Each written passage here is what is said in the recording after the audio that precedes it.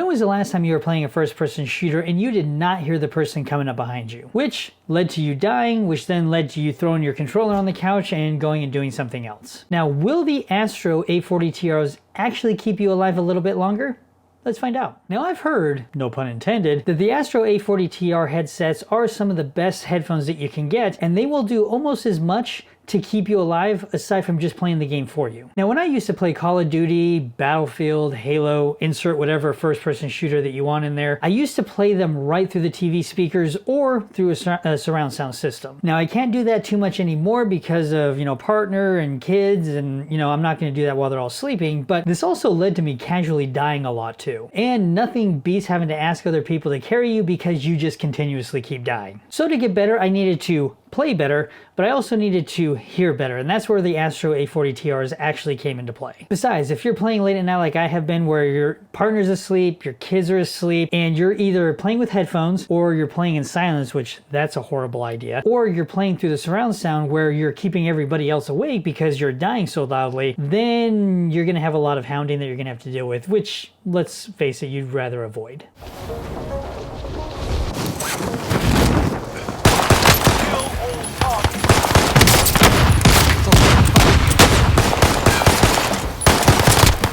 So to really get the most out of your gaming and not waste all of your time, a headset has become almost a must. Now, we've already talked about the Xbox wired headsets, so if that's something you're interested for a more budget option, make sure to check that out in the description below after this video.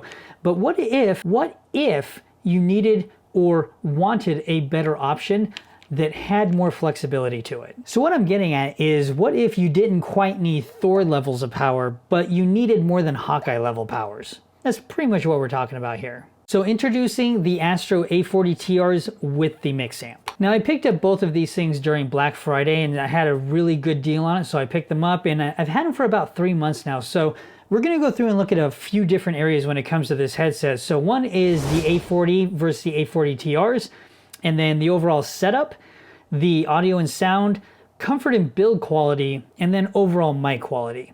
So without much further ado, let's go ahead and dive into this headset.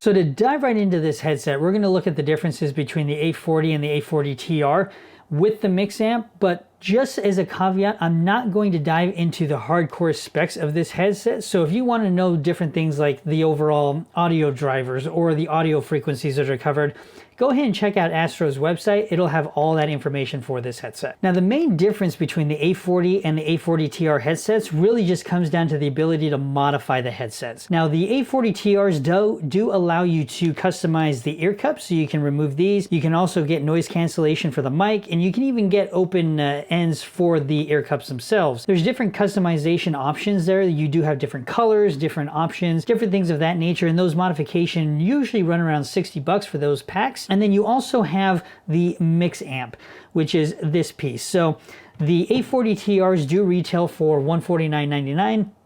And then if you want to get the A40TRs with the Mixamp, then you're looking at $299. Now, diving into the setup of these headphones, something that I have always done in the past when it came to headsets is just plugging them directly into the bottom of the Xbox controller.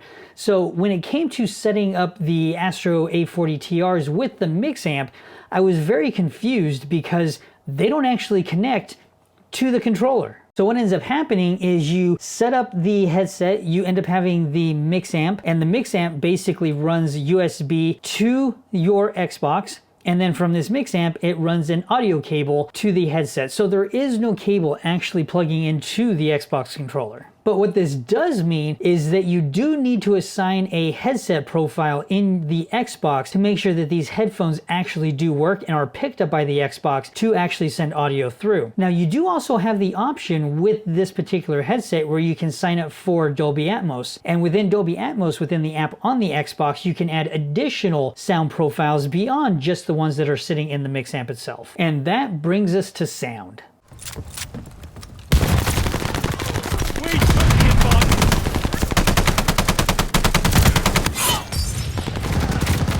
Okay then.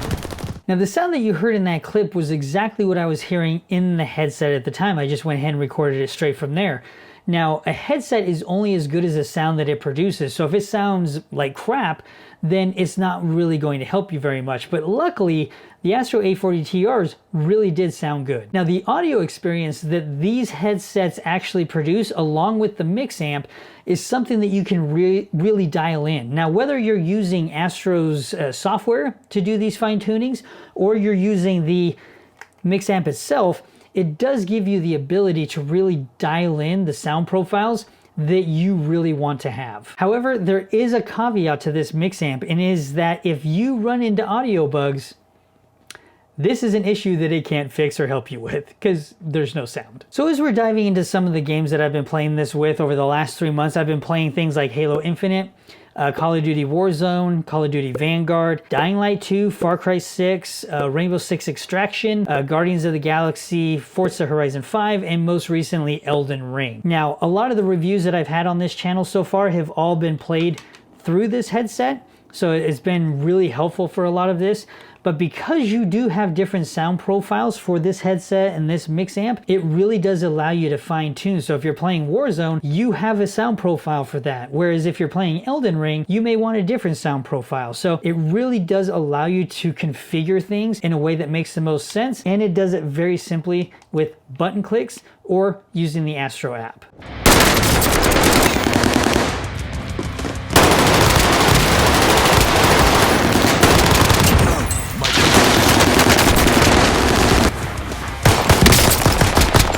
Now diving into the overall comfort, we're looking at these headsets use kind of like a memory foam for the ear cups.